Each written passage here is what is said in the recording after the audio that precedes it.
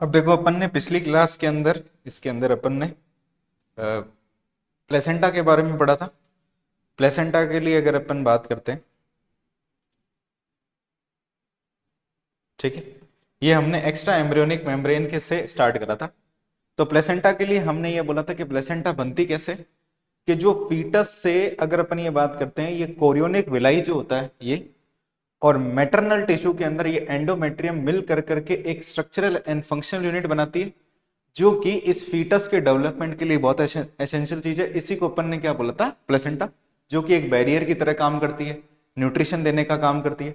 और साथ ही साथ में इसके बीच में एक ट्यूब लाइक स्ट्रक्चर भी अपन ने पढ़ा था, जो कि क्या होता है, जिसको अपन क्या बोलते हैं, एम्बिलिकल कॉर्ड होता है, जिससे umbilical artery, umbilical when, nervous system का कुछ पार्ट भी ट्रांसफर होता है। और हमने ये पढ़ा था कि ये जो प्लेसेंटा जो होती है इंटरस्टिशियल टाइप की होती है। इंटरस्टिशियल का मतलब समझते हो, अंदर दसी। अब कुछ कभी कभार कुछ ये भी पूछ लेते हैं कि किस टाइप की होती है, कोरियोनिक जो अपन बोलते हैं, हीमोकोरियल टाइप की भी होती है। अब हीमोकोरियल का मतलब समझो क्या चीज होता है, कभी कभार क्वेश्चन पूछ लेता है, ऐसा कभी आया नहीं है। ये जो पोर्शन है इसको अपन क्या बोलते हैं, कोरियोनिक विलाई। अब यहाँ पे जो एंडोमेट्रियम है, एंडोमेट्रियम के अंदर जो ब्लड के साथ में जो कनेक्शन है, ब्लड के लिए अपन क्या वर्ड लगाते हैं, हीम। तो हीम प्लस कोरियोन, तो हीमो कोरियोन टाइप की क्या हो जाती है, विलाई हो जाती है। अब ये जो प्लेसेंटा होती है, इसके लिए कभी कभार क्वेश्चन पूछा जाता है डिस्कॉइडल। डिस्कॉइडल का मतलब होता है कि एक पोर्शन में डिक्स लाइक स्ट्रक्चर होता है। इतनी बात समझ में आती है।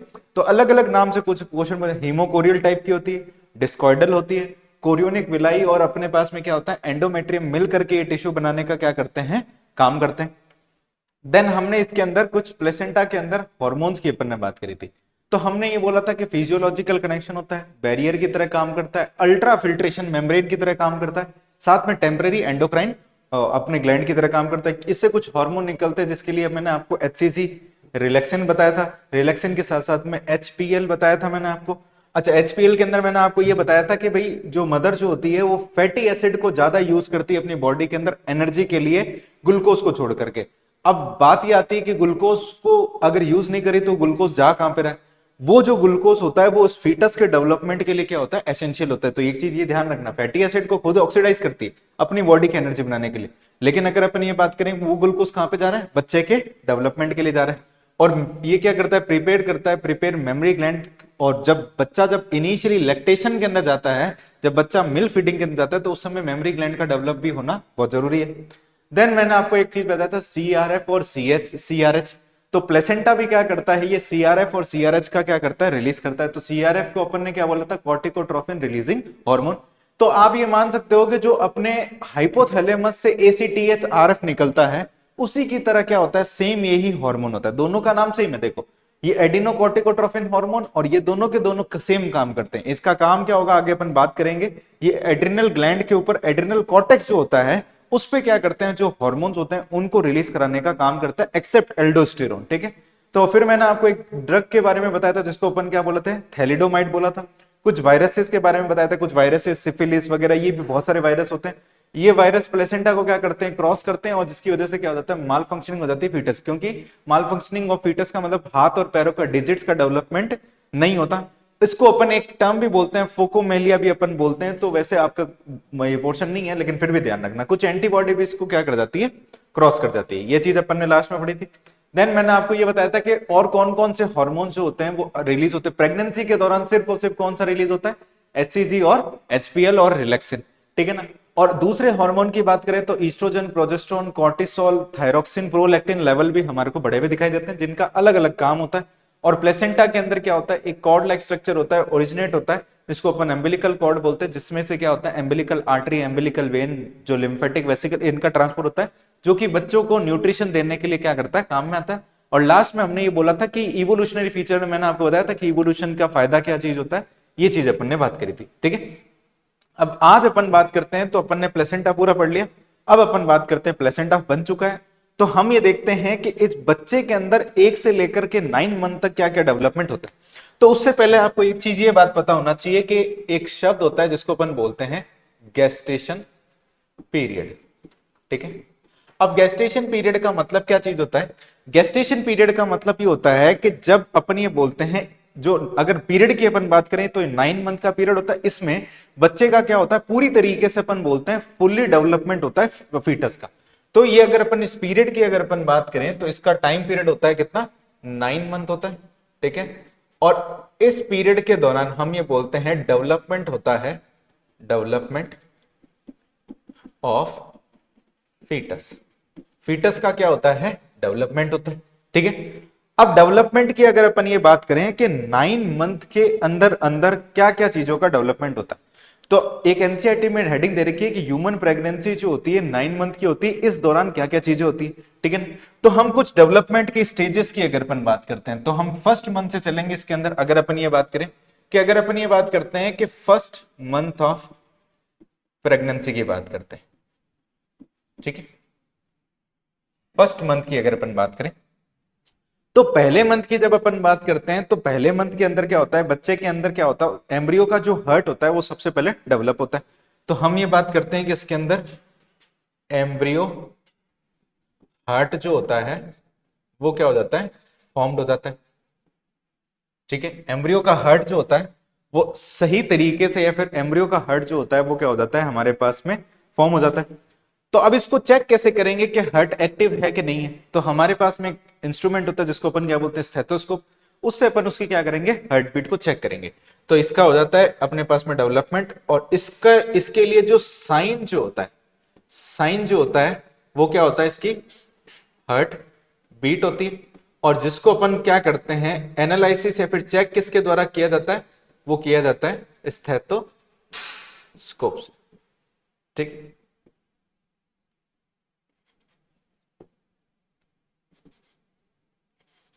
स्कोप से, ठीक है भाई, इतनी बात समझ में आ गई। तो सबसे पहले फर्स्ट मंथ के अंदर क्या बनता है, हमारे पास में एम्ब्रियो का हार्ट बनता है। एम्ब्रियो के हार्ट बनने के बाद में अपन ये बात करें कि एम्ब्रियो के हार्ट बनने के बाद में हम चेक कैसे करते हैं, उसको स्टेथोस्कोप की मदद से क्या करते हैं, दिखाई दे रहा है क्या, सही से,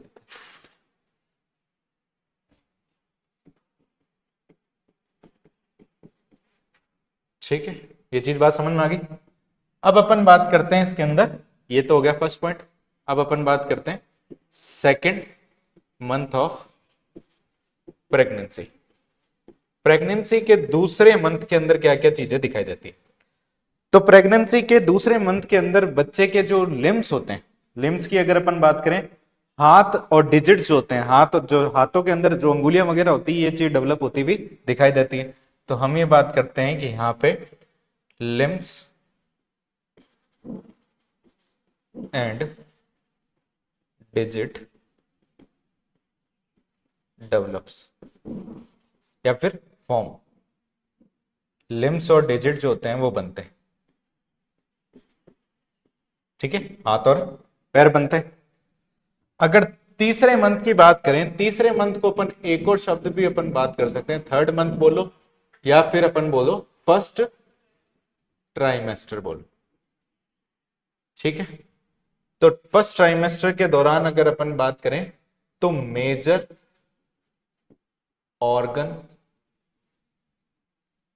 सिस्टम बन जाते हैं, ठीक है। मेजर ऑर्गन सिस्टम जो होते हैं उसका फॉर्मेशन हो जाता है, ठीक है, लिख लो इसको भी, मेजर ऑर्गन सिस्टम का फॉर्मेशन हो जाता है। जैसे कि अगर अपन बात करें एक्सटर्नल जेनेटेलिया जो ऑर्गन होते हैं वो डेवलप हो जाते हैं, लिम्स पूरी तरीके से अपन डेवलप हो जाते हैं। तो अगर एग्जांपल की अगर अपन बात करें तो external genital organ and limbs, ठीक है भाई।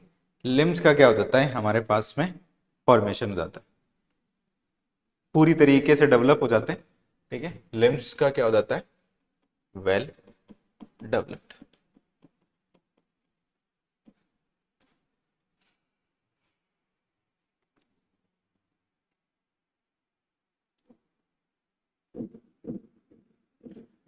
ठीक है भाई, चले आगे। अब अगले अगर अपन बात करें तो फिफ्थ मंथ की अपन बात करते हैं,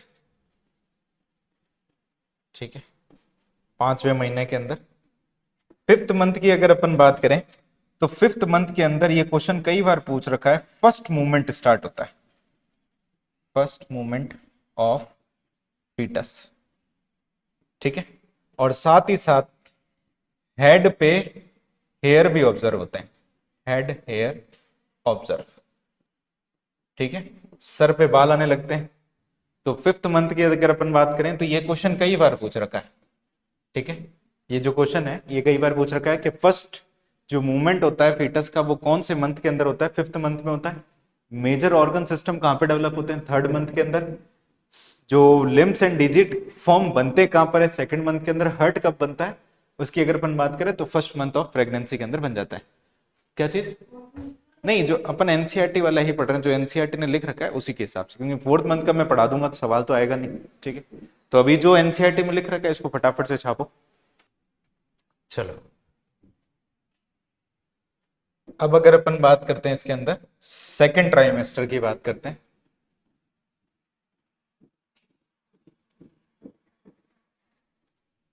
ठीक है, 2nd ट्राइमेस्टर का मतलब कितना हो गया? कितने मंथ हो गए? 6 मंथ हो चुके। ठीक है, 6 मंथ है। अब इस 6 मंथ की अगर अपन बात करते हैं तो 6 मंथ के अंदर ये होता है कि जो बॉडी के ऊपर फाइन हेयर जो होते हैं ना उससे बॉडी क्या हो जाती है? कवर हो जाती है। तो हम ये बोलते हैं कि बॉडी जो होती है, body covered with fine hair. ठीक है, फाइन हेयर से कवर हो जाती है। ठीक है, और साथ ही साथ अगर अपन ये बात करते हैं कि इसके अंदर बॉडी के कवर होने के साथ साथ में आईलिड्स जो होते हैं वो क्या हो जाते हैं? सेपरेट हो जाते हैं। ठीक है, और आई लैशेस जो होती है अपीयर होने लग जाती है। तो आईलिड्स जो होते हैं, ठीक, आईलिड्स जो होते हैं वो सेपरेटेड, और आई लैशेस जो होते हैं वो हो जाते हैं अपीयर। ठीक है, आईलिड सेपरेट हो जाते हैं और आई लैशेस जो होते हैं वो अपीयर हो जाते हैं। देन इसके बाद में अगर अपन ये बात करें, अगर 9 मंथ के अंदर, 9 मंथ के अंदर बच्चा पूरी तरीके से डेवलप हो चुका है। ठीक है ना, फीटस जो होता है वो फुल्ली डेवलप्ड हो जाता है। ठीक है, फीटस जो होता है पूरी तरीके से जो डेवलप होता है वो हो जाता है अपने 9 मंथ के अंदर, और रेडी है वो क्या अपन बात करते हैं? पार्चुरेशन के लिए। ठीक है, डेवलप है and ready for parturition. Parturition बोलो या फिर डिलीवरी बोलो। ठीक है भाई, लिखो इसको फटाफट से, फिर पार्चुरेशन बताता हूं।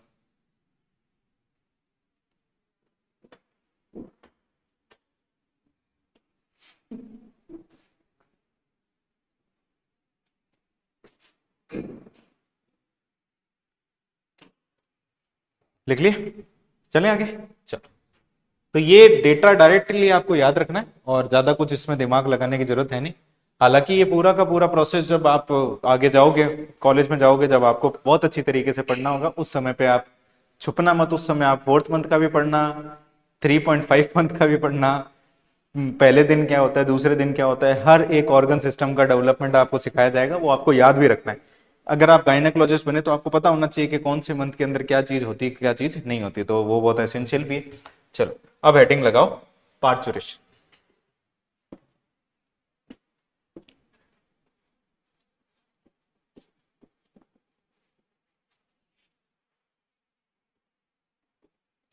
पार्चुरेशन, हेडिंग लगाए, पार्चुरेशन।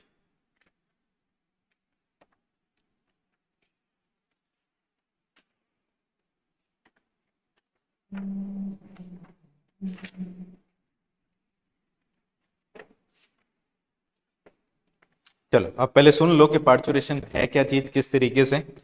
कि अगर अपन ये बात करते हैं कि पार्चुरेशन एक एक इवेंट है जिसमें क्या होता है, जो फुल्ली डेवलप फीटस जो होता है वो क्या होता है, अपन बोलते हैं डिलीवरी होता है। तो अगर अपन ये बात करते हैं कि एनसीईआरटी जब पढ़ोगे तो उसमें एक पैराग्राफ दे रखा है पार्चुरेशन के लिए। सबसे पहला ये दे रखा है कि ये जो, अगर अपन ये बात करते हैं कि ये जो पार्चुरेशन होता है इसमें एक पॉइंट लिख रखा होता है फीटस इजेक्शन रिफ्लेक्स। पहला पॉइंट ये कि क्या चीज होता है, इसमें होता क्या क्या चीज है। अपन को 4 पॉइंट से क्वेश्चन पूछे जाते हैं। पहला पॉइंट ये बोला जाता है फीटस इजेक्शन रिफ्लेक्स। दूसरी अगर अपन ये बात करें तो कॉम्प्लेक्स न्यूरो एंडोक्राइन मैकेनिज्म है। मेन हार्मोन जो होता है इसका पार्चुरेशन का वो होता है ऑक्सीटोसिन, और इसके अंदर जो अगर अपन ये बात करें कि पार्चुरेशन में मदद कौन करता है, फुल्ली डेवलप प्लेसेंटा और fully develop foetus. Fully develop placenta बोलो, मैच्योर प्लेसेंटा बोलो या फिर ओल्ड प्लेसेंटा बोलो, बात एक ही है। तो ये 4 पॉइंट है, उसको ध्यान रखना, वो मैं आपको पहले बता भी देता हूं। तो अगर इसके पॉइंट्स की अगर अपन बात करें तो इसमें होगा क्या क्या, हम एक तो फीटस इजेक्शन रिफ्लेक्स, ये एक तरीके का कॉम्प्लेक्स न्यूरो एंडोक्राइन मैकेनिज्म है। मेन हार्मोन जो होता है वो होता है ऑक्सीटोसिन, ठीक है।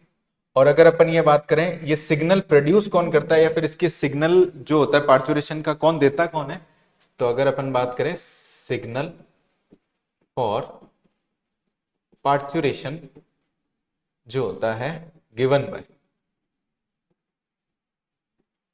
Fully developed foetus and mature या फिर ओल्ड प्लेसेंटा। ठीक है, इतनी बात समझ में आई आपको। ये 4 पॉइंट जो है वो आपकी एनसीईआरटी में लिख रखे, उसको अपन को थोड़ा सा डिटेल में समझना है ताकि अपने को मैकेनिज्म समझ में। तो जैसे कि अगर अपन ये बात करते हैं कि इस पूरे के पूरे प्रोसेस के अंदर 2 स्ट्रक्चर काम आने वाले, एक तो प्लेसेंटा, एक ओल्ड प्लेसेंटा और एक फुली डेवलप फीटस। तो यानी अगर अपन ये बात करें कि पार्चुरेशन में डिलीवरी फीटस की होती है, लेकिन सिग्नल जो होता है फीटस से भी प्रोड्यूस होता है, और प्लेसेंटा खुद भी क्या चाहती है या फिर मदर खुद भी चाहती है कि जब पूरी तरीके से बच्चा डेवलप हो जाए तो वो एक मदर से अलग पार्ट हो जाता है, क्योंकि उसका खुद का एक रेस्पिरेशन है, सब कुछ एक प्रोसेस है, तो उसको बाहर निकालना जरूरी है। तो उस पूरे के पूरे प्रोसेस को देखना है जिसमें अपन को ये न्यूरो एंडोक्राइन मैकेनिज्म कैसे काम करता है।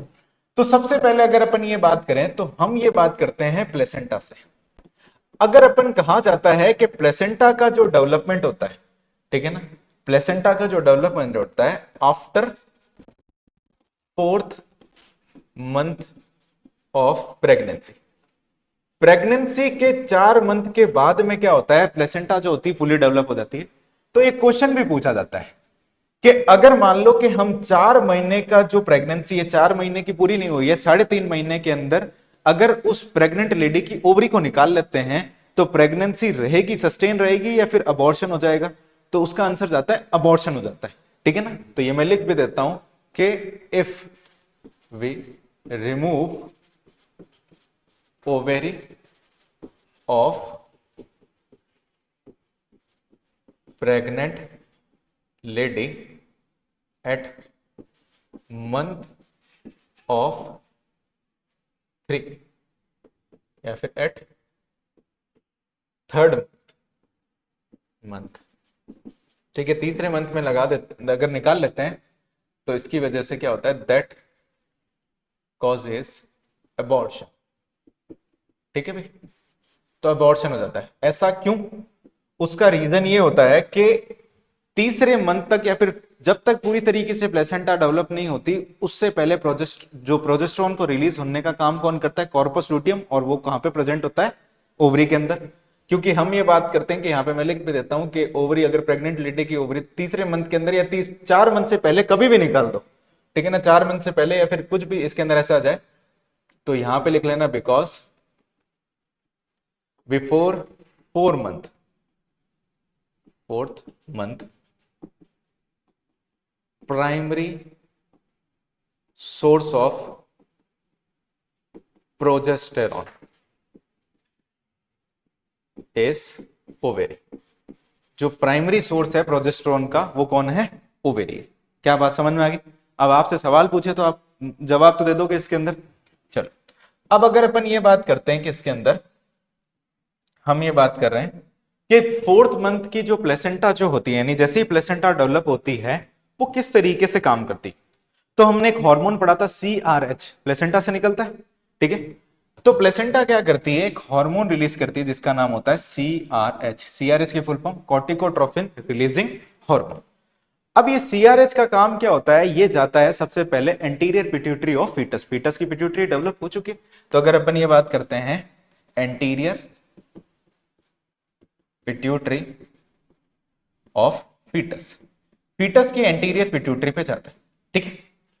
और एंटीरियर पिट्यूटरी पे जाने के बाद में ये क्या करवाता है, एक हार्मोन को रिलीज कराता है जिसको अपन बोलते हैं ACTH। ACTH की फुल फॉर्म एडिनोकोर्टिकोट्रोपिन हार्मोन। तो ये जाता है और रिलीज करवाता है ACTOH, ठीक है। ये चीज बात ध्यान रखना। अब ACTH का काम क्या होता है वो देखो। एक ग्लैंड होती है जिसको अपन बोलते हैं एड्रिनल ग्लैंड। एड्रिनल ग्लैंड की अगर अपन बात करते हैं तो दो पार्ट होते हैं, कॉर्टेक्स और एक मेडुला। कॉर्टेक्स की अगर अपन बात करते हैं, जो सबसे आउटर मोस्ट जो पार्ट होता है जिसको अपन बोलते हैं जोना ग्लोमेरुलोसा, ठीक है। बीच वाला जो पार्ट होता है उसको अपन बोलते हैं जोना फेसिकुलेटा, और तीसरा जो पार्ट होता है जो सबसे इनर मोस्ट पार्ट होता है उसको अपन बोलते हैं जोना रेटिकुलरिस। तो जोना जो अपने ग्लोमेरुलोसा जो होता है उसके ऊपर क्या करता है, उससे एक तरीके का कॉर्टिकोइड रिलीज हार्मोन रिलीज होता है, कॉर्टिकोइड रिलीज हार्मोन होता है जिसका जो कि क्या करता है, मिनरल अपन बोलते हैं, मिनरल के मेटाबॉलिज्म में, मिनरल के एसोसिएशन में क्या करता है, काम आता है। उनमें सबसे मेन जो मिनरलोकॉर्टिकॉइड है, यानी मिनरल के मेटाबॉलिज्म में फिर मिनरल के लिए अपन बात कर रहे काम आ रहा है तो उसको अपन बोलते हैं मिनरलोकॉर्टिकॉइड। और उनमें सबसे मेन मिनरलोकॉर्टिकॉइड होता है एल्डोस्टेरोन। और एल्डोस्टेरोन का सिक्रीशन जो होता है इस ACTH पे डिपेंड नहीं करता, इसका सिक्रीशन डिपेंड करता है रेनिन पे। रेनिन एक हार्मोन होता है, तो रेनिन की मदद से क्या रिलीज होता है, एल्डोस्टेरोन रिलीज होता है। तो बच्चे कौन से दो, एक होता है हमारे पास में जोना फेसिकुलेटा और एक बचा जोना रेटिकुलरिस। फेसिकुलेटा से एक हार्मोन रिलीज होता है जिसका नाम होता है, जो कि एक ग्लूकोज मेटाबॉलिज्म में काम में आता है, जिसका नाम होता है कॉर्टिसोल, ठीक है ना।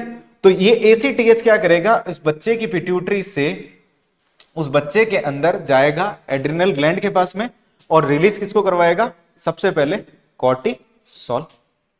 और हमने ये पढ़ा था कि जब कॉर्टिसोल रिलीज होगा उसी समय अपन को पता चल जाएगा कि बच्चे की डिलीवरी कब होगी। तो कॉर्टिसोल का काम होता है एक स्ट्रेस हार्मोन, स्ट्रेस क्रिएट करता है।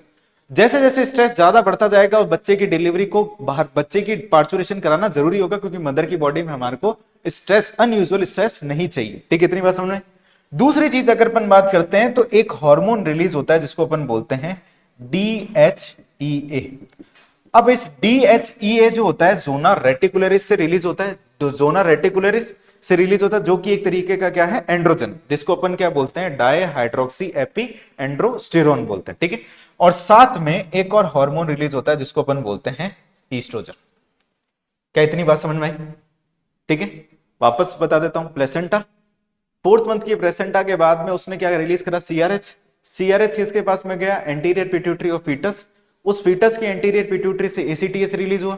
ये कहां पे गया, एड्रिनल ग्लैंड के पास में, और उसने रिलीज करवाया कॉर्टिसोल। और कॉर्टिसोल कहां से रिलीज हुआ, जोना फेसिकुलेटा से, ठीक है।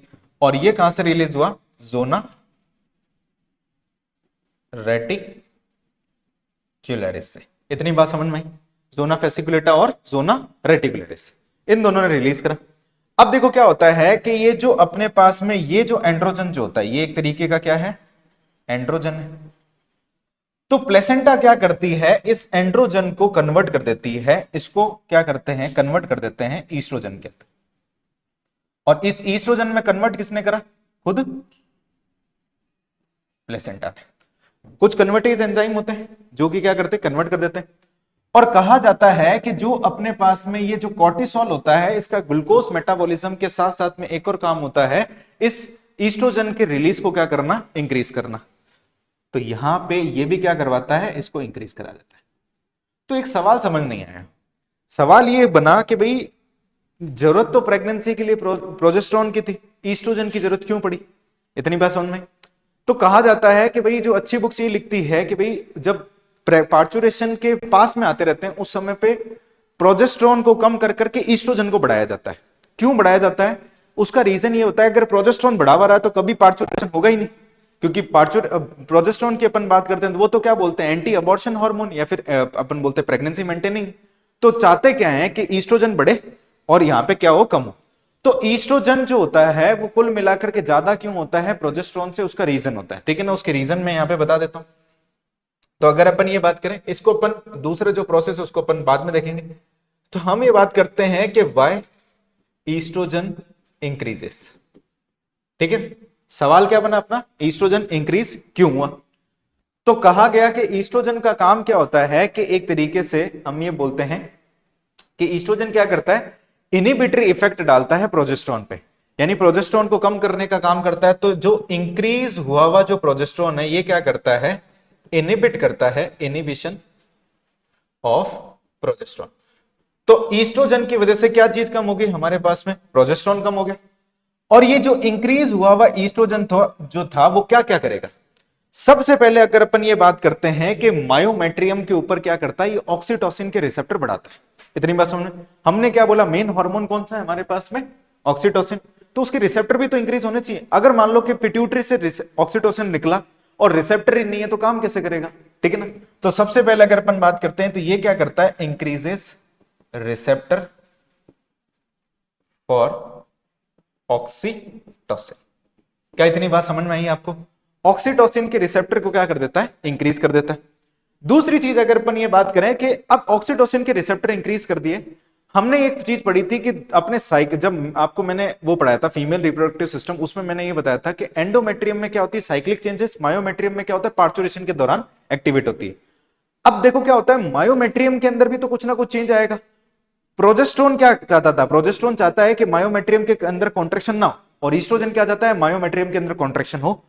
तो कॉन्ट्रेक्शन होने के लिए कि एक मसल सिर्फ और सिर्फ एक मसल कॉन्ट्रैक्ट करे ऐसा नहीं चाहते, हम चाहते हैं कि पूरी की पूरी मायोमेट्रियम एक साथ में कॉन्ट्रैक्ट करे। इतनी बात समझ में। तो ये क्या करता है कि जो मायोमेट्रियम जो होती है, मायोमेट्रियम जो होती है उसमें क्या करता है, गैप जंक्शन जो होते हैं उसको इंक्रीज करता है, ठीक है। अब गैप जंक्शन कैसे, अगर अपन मायोमेट्रियम की अगर अपन बात करें तो ये एक तरीके की क्या है, स्मूथ मसल है। इतनी बात समझ में आई, स्मूथ मसल। स्मूथ मसल की अगर शेप की अगर अपन बात करोगे तो स्मूथ मसल की शेप कुछ इस तरीके की होती है, ठीक है। इतनी बात समझ में आई, ये स्मूथ मसल की शेप होती है, स्पिंडल शेप होती है। तो इसमें ये क्या करता है कि स्मूथ मसल के अंदर यहां पे ऐसे क्या बना देता है, गैप जंक्शन का फॉर्मेशन कर देता है। अब गैप जंक्शन बनाया, गैप जंक्शन बनाने से होगा क्या, जब ऑक्सीटोसिन आएगा, रिसेप्टर किसके ऊपर प्रेजेंट है, मसल के ऊपर प्रेजेंट है, ऑक्सीटोसिन आएगा तो हर मसल को एक साथ साइमल्टेनियसली कॉन्ट्रैक्ट करने के लिए क्या होने चाहिए, इसके ऊपर गैप जंक्शन बनना चाहिए, ताकि क्या हो, वो एक साथ में अपने पास में क्या हो, कॉन्ट्रैक्शन इंक्रीज हो जाए। इतनी बात समझ में। नेक्स्ट अगर अपन बात करते हैं कि यहां पे ये जो ईस्ट्रोजन जो होता है एक और काम करता है, ये क्या करता है, अगर अपन ये बात करें, कुछ एंजाइम रिलीज करवाता है। एंजाइम का क्या करता है, सिक्रीशन करता है, एंजाइम सिक्रीशन करता है, जैसे कि कोलेजनेज एंजाइम, ठीक है, कोलेजनेज एंजाइम जो कि क्या करते हैं, अगर अपन बात करी जाए कि ये कोलेजनेज एंजाइम का काम क्या होता है, ये क्या करते हैं कि जो सर्विक्स के डायलेशन को क्या कर देते हैं, इंक्रीज कर देते हैं। तो ये क्या करवाता है, सर्विक्स का डायलेशन। अब देखो अगर मान लो कि आपसे सवाल ये पूछे कि प्यूबिस या फिर प्यूबिक सिम्फाइसिस का डायलेशन कौन कराता है, रिलैक्सन, लेकिन सर्विक्स का डायलेशन कौन करवाता है, ये ईस्ट्रोजन। तो ईस्ट्रोजन का बहुत इंपॉर्टेंट काम है। ईस्ट्रोजन जैसे जैसे बढ़ेगा, प्रोजेस्टेरोन कम होता रहेगा, हम ये बोलते हैं कि पार्चुरेशन स्टार्ट होने लग जाएगा। तो तैयारी हो चुकी है, ये तैयारी कर ली अपन ने। जैसे ही प्लेसेंटा बनी उसने क्या करा कि ये तैयारी करना स्टार्ट कर लिया कि भाई एक तो प्रोजेस्टेरोन भी रिलीज हुआ, एकदम से प्रोजेस्टेरोन कम नहीं होता। जैसे जैसे अपन ये बोलते हैं कि कॉर्टिसोल का अमाउंट बढ़ता रहता है, वैसे वैसे ईस्ट्रोजन का अमाउंट बढ़ेगा। क्योंकि अगर अपन ये बात करें कि यहां पे अगर अपन ये बात करते हैं, ये ईस्ट्रोजन और एंड्रोस्टेरोन जो होते हैं एक तरीके से बहुत कम अमाउंट में रिलीज होते हैं, ठीक है, लेकिन इनको अपन को बढ़ाना है। तो ईस्ट्रोजन को बढ़ाने के लिए कॉर्टिसोल का होना बहुत जरूरी है। कॉर्टिसोल ज्यादा होगा तो ईस्ट्रोजन ज्यादा होगा, ईस्ट्रोजन ज्यादा होगा तो ये सारे काम होंगे। और जैसे ही ये काम अपने पीक लेवल पे जाएंगे, ये फुल्ली डेवलप प्लेसेंटा और फीटस, जो फुल्ली डेवलप फीटस है, वो क्या करेंगे, अपना काम करना स्टार्ट करेंगे। इतनी कहानी समझ में, इसको भी छाप लो जल्दी से। अब इतनी बात समझ में आई, ये इसका एक पोर्शन है जो कि प्लेसेंटा डेवलप होने के बाद में धीरे धीरे धीरे धीरे होगा। अब इसके दूसरे पार्ट की अपन बात करते हैं। दूसरा पार्ट ये है कि इसके अंदर हमने बात करा पार्चुरेशन के अंदर प्लेसेंटा जो है, अपन ये बात करते हैं फुल्ली डेवलप्ड है, फुल्ली डेवलप्ड प्लेसेंटा, या फिर जिसको अपन बोल सकते हैं मैच्योर प्लेसेंटा, या फिर जिसको अपन बोल सकते हैं ओल्ड प्लेसेंटा। क्या इतनी बात समझ में आई, क्लियर इतनी बात, fully develop placenta, mature placenta और ओल्ड प्लेसेंटा अपन बात कर रहे हैं। साथ ही साथ में अगर अपन ये बात करें बच्चा भी पूरी तरीके से डेवलप हो चुका है, तो हम ये बोलते हैं एंड फुल्ली डेवलप्ड फीटस। अब अगर अपन ये बात करें फीटस जब पूरी तरीके से डेवलप हो जाता है तो मदर ये चाहती है कि ये फुल्ली डेवलप फीटस को बाहर निकालो, फटाफट से बाहर निकालो, क्योंकि कुछ ना कुछ चेंजेस होते रहते हैं, कॉर्टिसोल का लेवल बढ़ रखा है, स्ट्रेस लेवल बढ़ रखा है, इसको बाहर निकालो। अब इसको बाहर निकालने के लिए एक तरीके का नर्वस सिग्नल जनरेट करती है ये इन दोनों ने मिलकर के क्या करा, एक सिग्नल जनरेट किया। ठीक है, इन दोनों ने मिलकर के क्या करा, एक न्यूरल सिग्नल क्या करते हैं, जनरेट करते हैं, या फिर जिसको अपन बोलते हैं न्यूरो सिग्नल भी अपन बोलते हैं। नर्वस सिस्टम का सिग्नल जनरेट किया। अब ये नर्वस सिस्टम का जो सिग्नल जनरेट हुआ है, सबसे पहली बात ये ध्यान रखना कि कहां से हुआ है, दोनों से हुआ।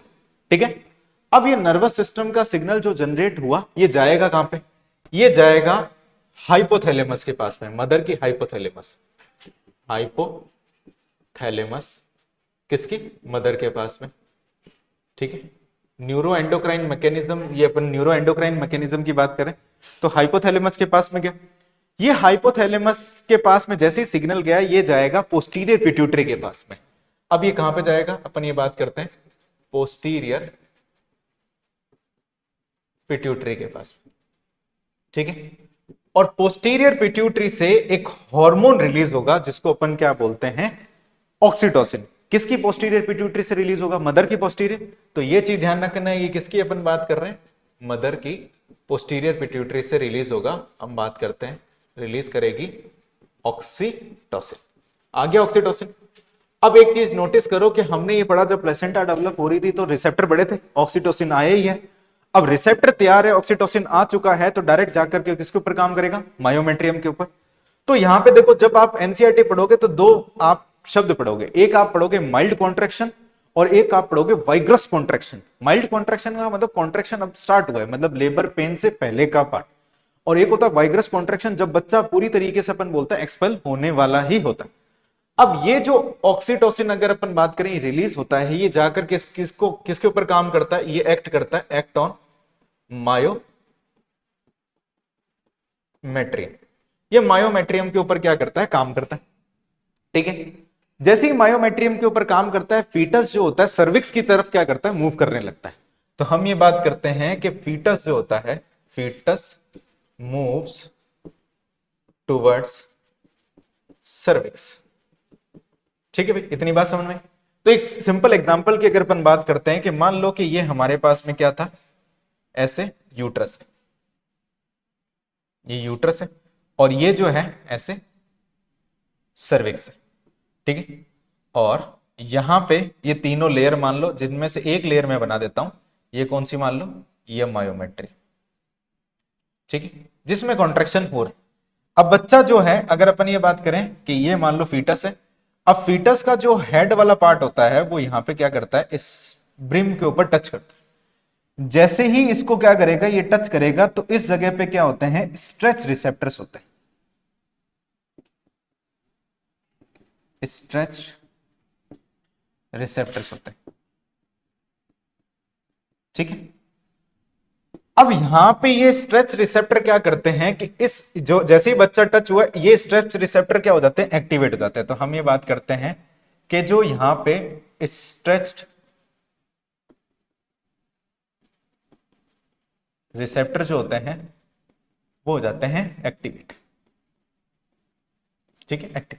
ये स्ट्रेच रिसेप्टर क्या करते हैं, इस हाइपोथैलेमस को सिग्नल देते हैं, दिया सिग्नल कि और ज्यादा एस्ट्रोजन और ज्यादा ऑक्सीटोसिन रिलीज करो। इतनी बात कहानी समझ में आई। सबसे पहले क्या चीज हुआ यहां पे, एक तरीके से अपन बात करते हैं फुली डेवलप प्लेसेंटा और जो फुली डेवलप फीटस जो था, फीटस ने क्या करा, सिग्नल भेजा, प्लेसेंटा ने भी सिग्नल भेजा, दोनों ने मिलकर के सिग्नल भेजा किसके, मदर के हाइपोथैलेमस पे। मदर के हाइपोथैलेमस से गया पोस्टीरियर पिट्यूटरी, पोस्टीरियर पिट्यूटरी से रिलीज हुआ ऑक्सीटोसिन, ऑक्सीटोसिन ने क्या करा, काम किया मायोमेट्री, थोड़ा सा कॉन्ट्रैक्शन हुआ। अपन यहां पे अपन क्या बात करेंगे, कौन सा कॉन्ट्रैक्शन होगा, माइल्ड कॉन्ट्रैक्शन होगा। ठीक है, माइल्ड कॉन्ट्रैक्शन हुआ, बच्चा नीचे की तरफ खिसका, सर्विक्स की तरफ गया। जैसे ही इसका ये जो हेड था ये फीटस का हेड मान लो, ये हेड जैसे ही सर्विक्स के ऊपर टच होता है, यहाँ पे जो स्ट्रेच रिसेप्टर जो होते हैं वो क्या हो जाते हैं, एक्टिवेट। और इस स्ट्रेच रिसेप्टर के एक्टिवेट होने से ही क्या होगा, सिग्नल किसके पास में गया, हाइपोथैलेमस। अब हाइपोथैलेमस बहुत सारा क्या करेगा, अपन ये बोलते हैं ऑक्सीटोसिन रिलीज होगा, तो अपन ये बोलते हैं कि मोर ऑक्सीटोसिन रिलीज होगा। और इसकी वजह से क्या होगा कि एक साथ मायोमेट्रियम क्या करेगी, कॉन्ट्रैक्ट करेगी, जिसको अपन बोलेंगे वाइग्रस कॉन्ट्रैक्शन। और इस वाइग्रस कॉन्ट्रैक्शन से अपन ये बोलेंगे क्या हो जाएगा, एक्सपल्शन ऑफ फीटस। फीटस क्या हो जाएगा, बाहर आ जाएगा। और ये हो गया पार्चुरेशन कंप्लीट। ठीक है भाई, हो गया अपने पास में हैप्पी बर्थडे। ठीक है, आगे बच्चा बाहर, यही तो हम चाहते थे। बच्चा बना कैसे, गैमेट कैसे बने, हर चीज को इंक्लूड कर करके अपन ने लास्ट में देख लिया कि किस तरीके से पार्चुरेशन होता है। तो ये अपने पास में पार्चुरेशन रहता है। अब पार्चुरेशन के बाद में जैसे ही बच्चा बाहर की तरफ आएगा, तो इसके अंदर अगर अपन ये बात करते हैं कि अब क्या स्टार्ट हो जाएगा, अगर अपन बात करें बच्चे को सबसे पहला न्यूट्रिएंट अगर अपन बात करें तो वो क्या होता है, मदर्स मिल्क। और मदर्स मिल्क प्रोवाइड करवाने के लिए मदर के पास में एक सेकेंडरी सेक्सुअल स्ट्रक्चर्स होता है या फिर करेक्टर होता है, जिसको अपन बोलते हैं मेमरी ग्लैंड। इस मेमरी ग्लैंड का डेवलपमेंट साथ साथ में चल रहा था जब प्लेसेंटा डेवलप हो रही थी। तो अब अपन पढ़ेंगे इसके अंदर जो मेमरी ग्लैंड का स्ट्रक्चर और लैक्टेशन के बारे में, फिर अपना चैप्टर कंप्लीट है। ठीक है, बाकी अपन करते हैं नेक्स्ट लेक्चर में।